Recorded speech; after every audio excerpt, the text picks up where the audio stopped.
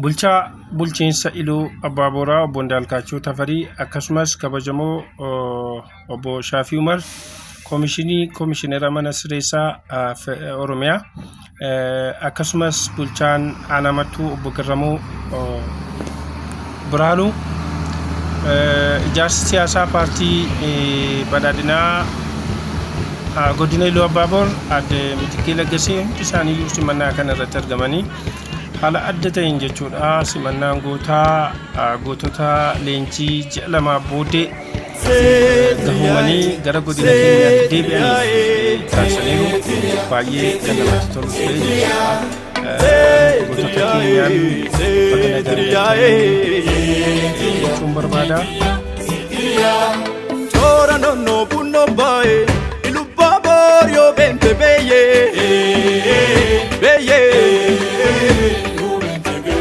Dora ni rambure bae sibe matu nurum bae beye dari mumbai